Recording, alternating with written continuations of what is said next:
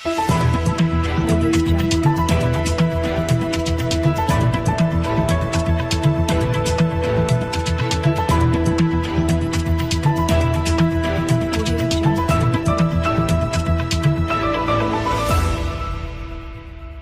भारत ने जिस प्रगति की है इस दिशा में, वो वास्तव में एक नई अर्थव्यवस्था के रूप में दुनिया के लिए एक नया मार्गदर्शन हो सकता है। खासतौर पर G20 के लिए जो थीम निर्धारित किया गया है, वह भारत की प्राचीन थीम है, जो वास्तव में वसुधैव कुटुंबकम के साथ हम सबको जोड़ता है। One earth, one family, one future. ये वास्तव में भारत का वो प्राचीन श्लोक है जो भारत की दुनिया के बारे में उस सोच को प्रदर्शित करता है, जिसमें हमने जो कुछ भी हमारे पास था या भारत के पास है, उसको हम लोगों ने कहीं भी किसी राग द्वेष के या किसी भी अन्य अहंकार के कभी ये नहीं कहा कि ये मेरा है तो इस पे मेरा ही एकाधिकार है। हमने कभी इस बात को नहीं सोचा। भारतीय मनीषा ने तो एक ही बात कही थी, अयम निज परोवेति गणना लब चेतसाम उदार चरिता नाम, तो वसुधैव कुटुंबकम। और वसुधैव कुटुंबकम के इस भाव को, जिसमें one earth, one family, one future की भावना निहित है, जो आज जो G20 के इस थीम के साथ आज डिजिटल इकोनॉमी वर्किंग ग्रुप की इस बैठक के साथ हम उत्तर प्रदेश की राजधानी में यहां पर एकत्र बैठे हुए हैं। निश्चित ही डिजिटल इकोनॉमी वसुधैव कुटुंबकम के इस भाव के साथ पूरी दुनिया को एक परिवार के रूप में आगे बढ़ाने में मदद कर सकती है, उनके जीवन में और मानवता के जीवन में व्यापक कल्याण का भाव लेकर के आगे बढ़ सकती है।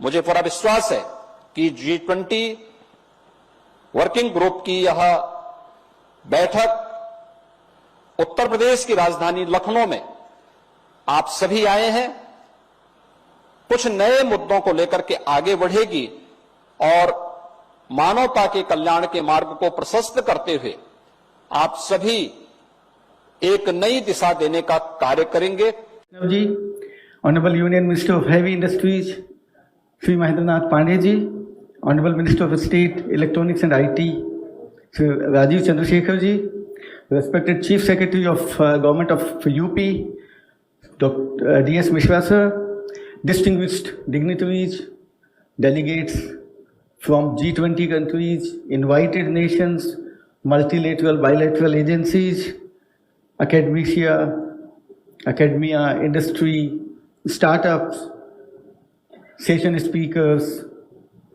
media representatives, ladies and gentlemen. It is indeed a matter of great privilege and honor for me to be here this morning at the first Digital Working Group DEWG meeting in this beautiful city, capital city of Lucknow. I am sure you would have enjoyed and had a first taste of this beautiful city which has immense history and culture. And over the next 3 days, I am sure you would get to see much more in terms of culture, heritage, cuisine, art and artifacts, and the great thing has been done under the leadership of Honorable Chief Minister. I would like to extend a warm welcome to the honored guests, esteemed dignitaries, and all the delegates from G20 members, guest countries, international organizations, and all the participants in this meeting. In recent years, there has been a consistent shift in the contours of global economy into the digital space, which has opened new frontiers of development. The digitalization of different sectors has become a pioneer in aiding the post-pandemic economic recovery phase. The digital economy allows nations to generate new employment possibilities and encourage entrepreneurship in emerging economic sectors like fintech, e-commerce, etc. The creation of digital infrastructure and providing people with the means to participate in the digital economy will be essential component to these solutions. In light of these developments, the DEWG is a vitally important working group that can aid nations in navigating the ongoing financial or downturns by promoting cybersecurity in the digital economy, facilitating the development of digital public infrastructure, and encouraging digital skilling and upskilling to produce a workforce that is prepared for the future. As an example, India's digital economy grew 2.4 times faster than the Indian economy, with strong forward linkages to non-digital sectors. Official figures also highlight that around 62.4 million, that is 11.6% of the national workforce, are employed in the overall digitally dependent economy. The Digital India campaign, which was launched in 2015, served as an enabler for the digital economy's growth, ensuring that the citizens are connected through high-speed networks and can access a robust nationwide digital ecosystem. The role of DEWG in G20. The role of the digital economy is also becoming increasingly important for the G20 as it offers a range of opportunities for economic growth, job creation, and innovation. The G20 Digital Economy Working Group aims to facilitate collaboration between G20 countries in promoting global digital transformation. The DEWG has previously discussed building interconnected, protected, and safe digital technologies to develop an inclusive, resilient, and sustainable digital economy. As chair of the DEWG, India intends to build on the achievements and commitments of the past presidencies while introducing new areas for potential collaboration among G20 nations. India's agenda. With the G20 presidency in 2023, India seeks to initiate focused deliberation on 3 priority areas, and I start. Number 1, digital public infrastructure for digital inclusion and innovation. 2, cybersecurity for a safe, trusted, and resilient cyberspace. And 3, digital skills, building a global future-ready workforce. Digital public infrastructure, the first point. DPI plays a crucial role in enhancing government-citizen engagement by empowering citizens and ensuring ease of governance, business, and living. The development of DPI in India has demonstrated that countries and developing economies can leapfrog to create large-scale social transformation. Under India's presidency, the G20 will look forward to elucidating the benefits of DPI and offer a cohesive framework to build similar DPIs across G20 members. The DPI agenda under the DEWG will also focus on low and middle income economies and devise funding mechanisms for developing DPI ecosystem in these countries. India's own DPI system, I would like to quote a few. Aadhaar has been one of our world's largest digital identity program, which has provided digital identities to 1.3 billion people and facilitated over 80 billion e-authentications in last decade. It was kick-started with the objective of building an ID for everyone for strengthening service delivery and promoting innovation. Unified Payment Interface, UPI. India's leading digital payment platform, UPI, is an open and interoperable digital public payment platform that integrates multiple bank accounts into a single mobile application. It has so far facilitated financial volumes over 147 billion with a value of 3.1 trillion US dollar.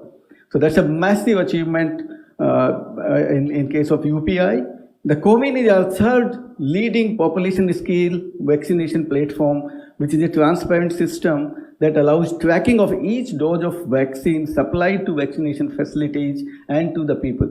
Till now, the platform has facilitated 2.2 billion doses of vaccination, which have been given to the people, and 1.1 billion registration for the users.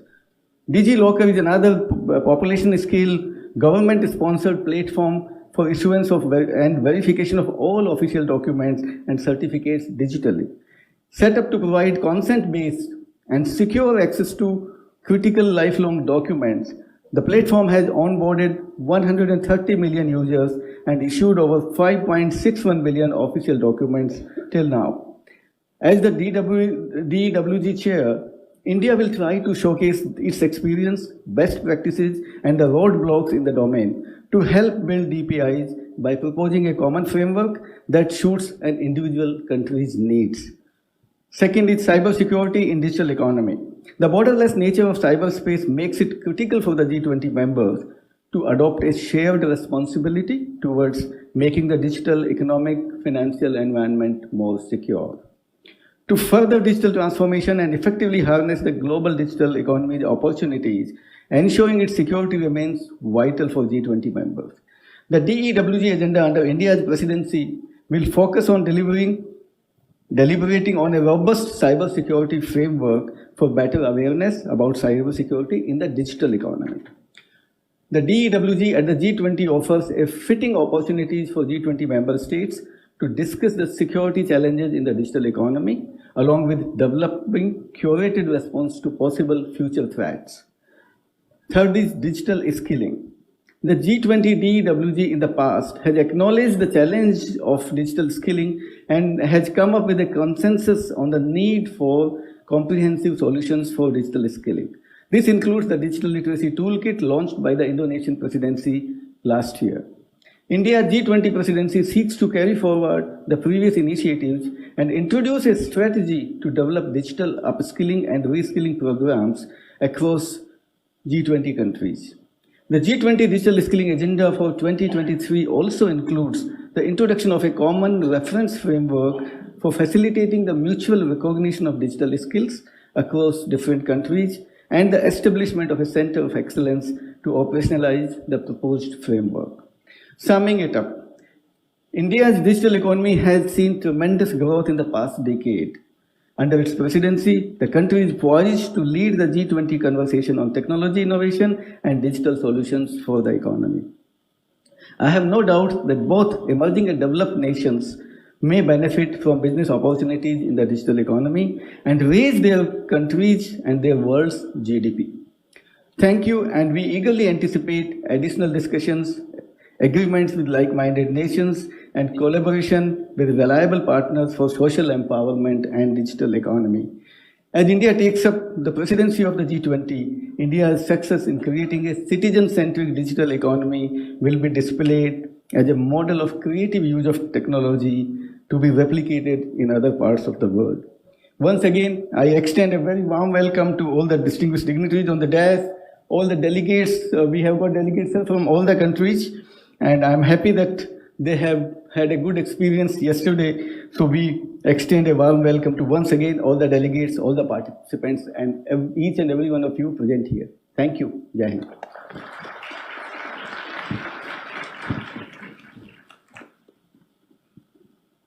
Thank you so much, sir, for laying out the agenda of the Digital Economy Working Group. Under the dynamic leadership of our Honorable Minister of State for Electronics and IT, Skill Development and Entrepreneurship, several Digital India initiatives have been launched for improving the ease of living and ease of doing business. I would like to request Honorable Minister of State, Shri Rajiv Chandrasekhar, to kindly deliver his address. Stand on this. It's a little bit. Okay. The Honorable Chief Minister of the great state of Uttar Pradesh and our host in this historic city of Lucknow, Yogi Adityanath ji, my colleagues in the Government of India, Ashwini Vaishnav ji, Mahendranath Pandey ji, Secretary in the Government of India, Alkesh Sharma ji, delegates, ladies and gentlemen, thank you all for being here. A warm welcome on behalf of all of us in the Government of India to all of you attending this first Digital Economy Working Group in the historic city of Lucknow. I think we can all agree without any hesitation of any contradiction that we are living in extremely interesting and challenging times. I say both interesting and challenging. It is an opportunity-rich landscape that we look forward to, but at the same time, we have seen over the last 3 years how an opportunity-rich landscape, how an optimistic scenario of the future can be turned on its head by unprecedented events like a pandemic, a war in Europe, and all of the consequences of that on the global economy and indeed the digital and the innovation ecosystem in particular. Let me just share some views with you, some of my thoughts with you. I obviously speak as a member of a government that has used technology over the last 9 years under the leadership of our Prime Minister with his vision to really create a preeminent example of how technology can not just create innovation and successes and unicorns, but also at a very fundamental level, technology be used to transform the lives of people, citizens, the narrative of governance, the narrative of democracy in general. And I will point to you that I will make this point that for several decades, this conversation about governance, the digital economy and innovation were indeed treated as three separate buckets, held together by some tenuous threads that conferences and seminars threw up.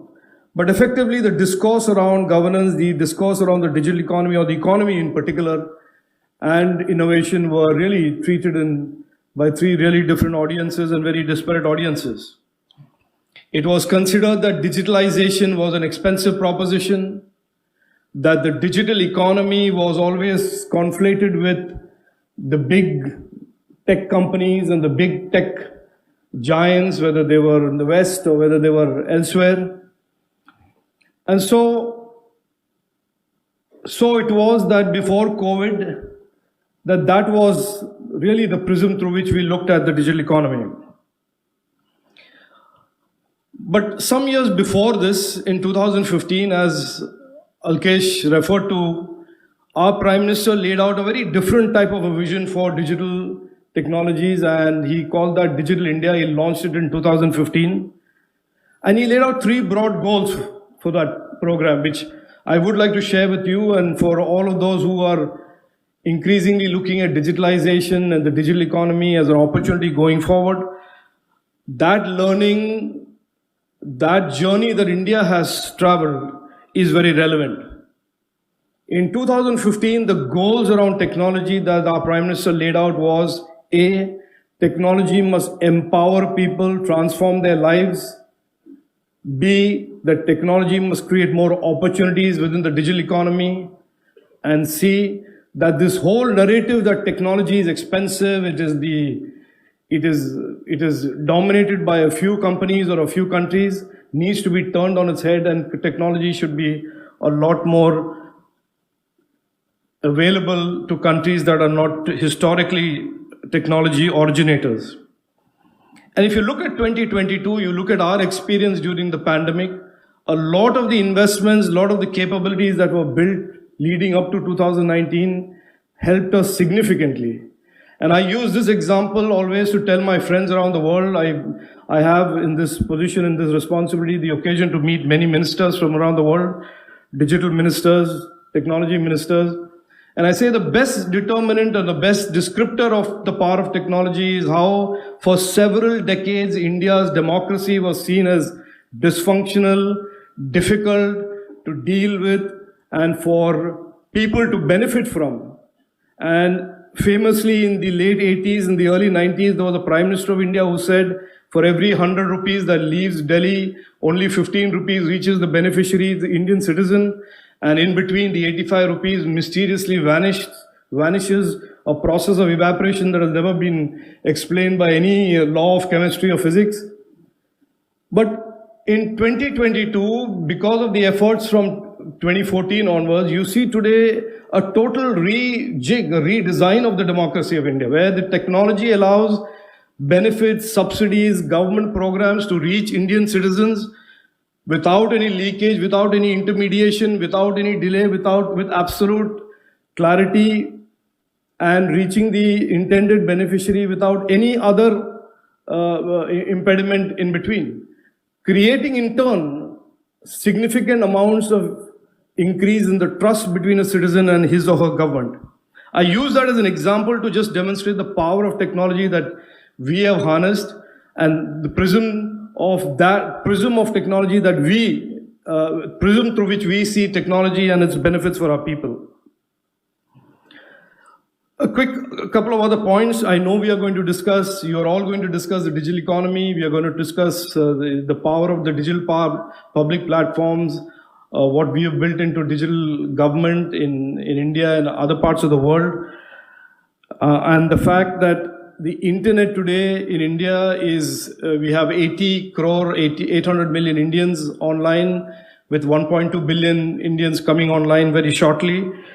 Making the whole issue of user harm, safety and trust on the internet, and therefore cybersecurity an important element of what we plan for the future as well. And I think countries around the world, we need to collaborate, we need to discuss, as the internet, as we know, is open and ubiquitous and has no boundaries and no geographical lines that distinguish your internet from our internet or their internet from somebody else's internet, that we also speak about how do we deal with making the internet a safe and trusted and accountable place for all our citizens. I will just end by, this is obviously, I've spent 3.5 decades in technology, and this is an audience that I would like to spend hours and hours in having discussions and engagement with, but I'm limited to 5 minutes to speak, and I will sign off by saying this, that I think we are living in absolutely exciting, unprecedented times for all those who are engaged with technology, public policy making and policy making. What we have seen in the last 5 years is, I believe, a tip of the iceberg. The next decade, as we see it, is a decade of technology opportunities. And I think for the youth and the young people of all our countries, technology represents an ability to grow, innovate, prosper in a manner that they haven't seen and had opportunities for any time in the past many, many years. And as our Honorable Prime Minister says, this is not the time for war, this is not a time for conflict, this is really a time for our policymakers to work together and create a better future for the youth of the world and youth in particular in all our countries. So thank you very much for being here. Thank you for participating in this DWG, the first DWG. Thank you for your attention. Jai Hind.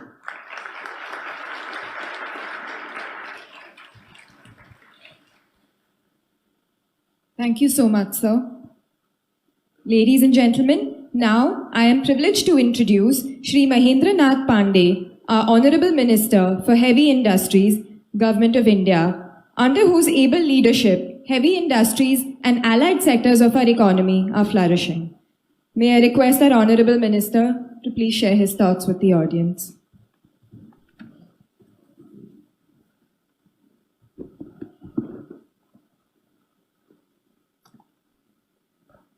आज भारत के सुप्रसिद्ध शहर लखनऊ में first digital economy working group की meeting के शुभारंभ के मौके पर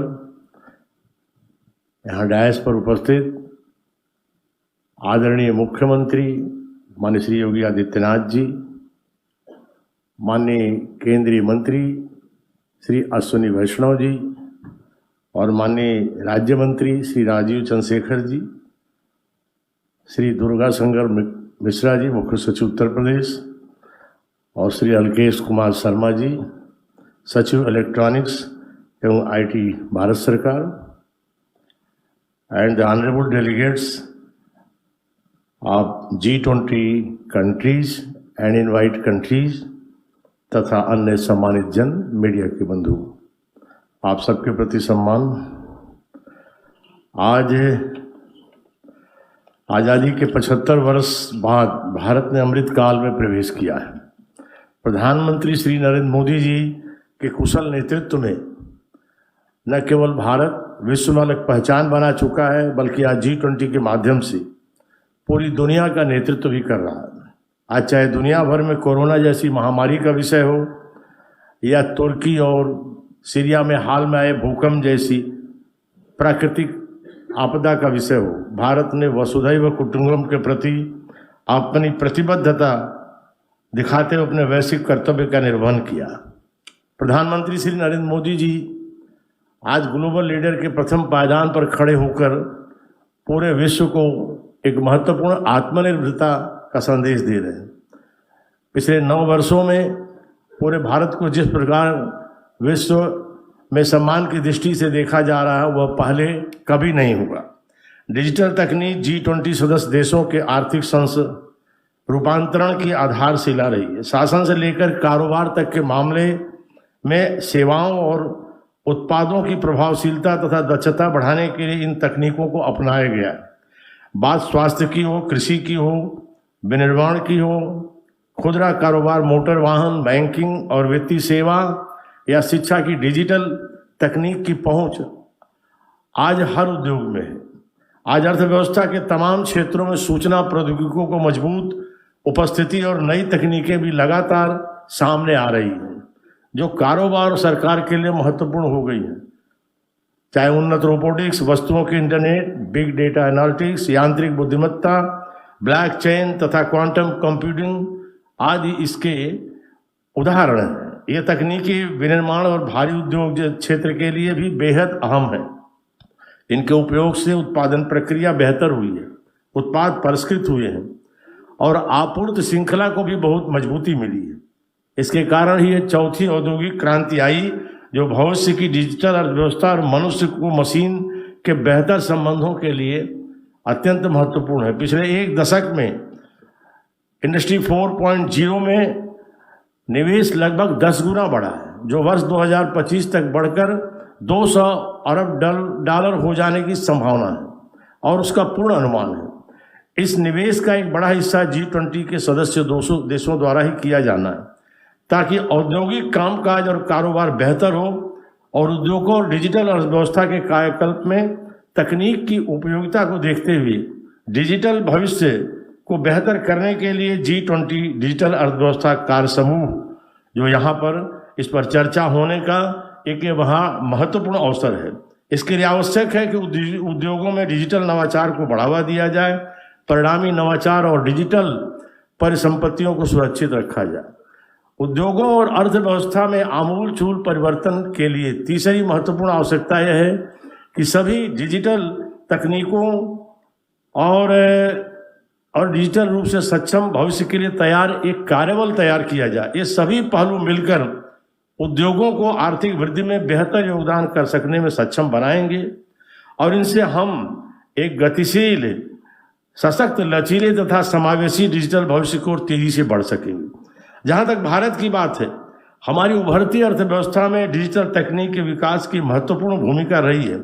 भारत सरकार पूंजीगत वस्तु स्कीम के तहत हमारे भारी उद्योग मंत्रालय द्वारा नवाचार के माध्यम से इंडस्ट्री 4.0 को अपनाए जाने को बढ़ावा दे रहा है। इसके लिए रोबोटिक्स, ड्रोन और एडिटिव मैन्युफैक्चरिंग के साथ साथ बुद्धिमत्तापूर्ण मोटर वाहन तकनीकों, सेंसरों, इलेक्ट्रॉनिक और कंट्रोल्स तथा सुरक्षा कंपोनेंट और प्रणालियों से जुड़ी कई परियोजनाओं को मंजूरी दी गई है। इस नवीनतम तकनीकों के आने से उद्योग जगत के कार्यबल और युवा इंजीनियरों को नई तकनीक में कुशल बनाना आवश्यक हो गया, जैसे डिजाइन मॉडलिंग, उद्योग प्रोटोटाइप और स्मार्ट मैन्युफैक्चरिंग।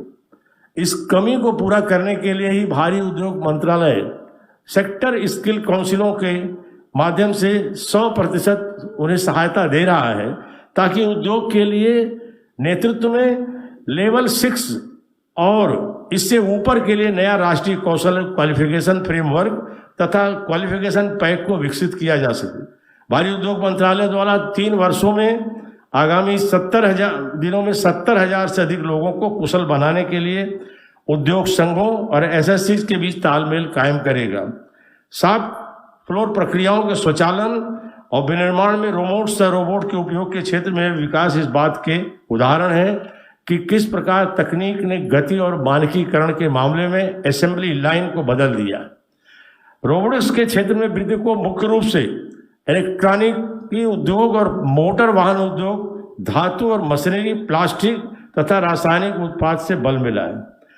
आदरणीय प्रधानमंत्री श्री नरेंद्र मोदी जी ने भी डिजिटल अर्थव्यवस्था पर अपने हालिया भाषण में इस बात पर विशेष प्रकाश डाला कि डिजिटल इंडिया देश को गौरवान्वित कर रहा है और बाली में G20 शिखर सम्मेलन के दौरान इसकी विशेष रूप से सराहना भी हुई है। प्रधानमंत्री जी ने इस बात पर प्रकाश डाला कि यूपीआई के माध्यम से डिजिटल मनी ट्रांजैक्शन पूरी दुनिया को दिखाया है कि कैसे एक पल में पैसा ट्रांसफर किया जा सकता है। और कोविड के समय में विशेषकर भारत ने कोविन ऐप के माध्यम से डिजिटल इंडिया में इन दोनों क्षेत्रों में अपनी श्रेष्ठता दिखाई है। माननीय प्रधानमंत्री जी से प्रेरणा लेते हुए भारी उद्योग मंत्रालय ने भी देश के निर्माण में क्षेत्र में इंडस्ट्री 4.0 को अपनाने के लिए अनुकूल माहौल बनाने के प्रयोजन से एक समर्थ उद्योग नामक पहल की है। इन राष्ट्रीय केंद्रों को समर्थ उद्योग नाम बड़ा ही उचित दिया गया है, जिसमें समर्थ यानी smart and advance manufacturing and rapid transformation hub, ये राष्ट्रीय केंद्र ऐसा माहौल बनाने में मदद कर रहे हैं जहां विनिर्माण को, मैन्युफैक्चरिंग इंडस्ट्री को, खासकर छोटे और मझोले उद्यम डिजिटल उद्योग प्रौद्योगिकियों को अपनाने के लिए साथ साथ आगे बढ़ सकें और उनमें कौशल विकास भी हो सके। इन प्रदर्शन केंद्रों के माध्यम से उद्योग को पारंपरिक मशीनों को अपग्रेड कर और बेहतर प्रशिक्षण के माध्यम से अधिक स्मार्ट विनिर्माण को अपनाने के लिए प्रोत्साहित किया जा रहा है। विनिर्माण के क्षेत्र की तकनीकों के रूपांतरण के लिए डिजिटल रूप से कुशल प्रतिभा का होना अत्यंत आवश्यक है। उद्योग में डिजिटल तकनीक के उपयोग के लिए कार्यबल को डिजिटल रूप से सक्षम बनाना यह सुनिश्चित करने का एक अच्छा तरीका है कि समावेशिता और आजीविका में व्यवधान न आए। आज अर्थव्यवस्था के विभिन्न क्षेत्रों में इन एकीकृत प्रयासों से डिजिटल रूप से समावेशी समाज का मार्ग निश्चित रूप से प्रशस्त होगा और सस्टेनेबल डिजिटल अर्थव्यवस्था के लिए इसका प्रभाव G20 सदस्य देशों के साथ साथ अन्य देशों में और संपूर्ण विश्व में भी दिखाई पड़ेगा। इन शब्दों के साथ आप सबके प्रति सम्मान, बहुत बहुत धन्यवाद। जय Hind.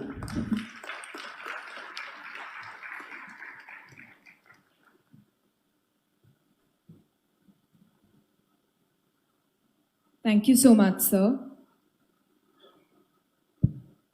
Our next speaker is someone who wears many hats, leading a number of key portfolios for the Government of India. With his stewardship of railways, telecom, and digital public infrastructure, he brings a new level of energy to the Indian economy. Excellencies, ladies and gentlemen, please join me in welcoming Shri Ashwini Vaishnav, Honorable Minister for Electronics, Information Technology, Railways and Communication. Thank you. Honorable Chief Minister of Uttar Pradesh, Shri Yogi Adityanath ji, Honorable Union Ministers, Shri Mahendranath Pandey ji, Shri Rajiv Chandrasekhar ji, Chief Secretary Shri D.S. Mishra ji, Secretary Shri Alkesh Sharma ji, distinguished delegates, wish you all a very warm welcome to the first Digital Economy Working Group. 2023 is going to be a landmark year in many ways. We have collectively overcome a huge pandemic that threatened the very fundamental modern way of life. Digital technologies have got accelerated and have become an integral part of our lives today. AI, 5G, quantum technologies, they have come of age. There is a serious inflection point.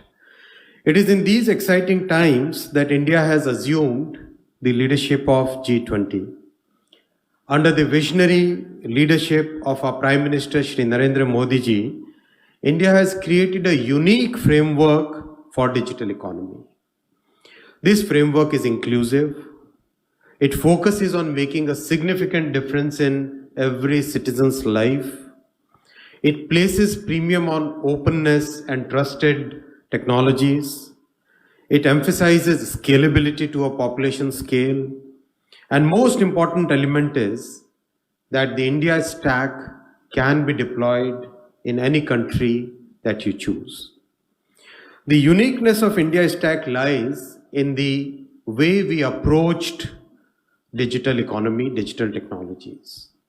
Unlike many geographies where digital technologies were concentrated in the hands of few big, large, powerful companies, India created a public-private partnership model.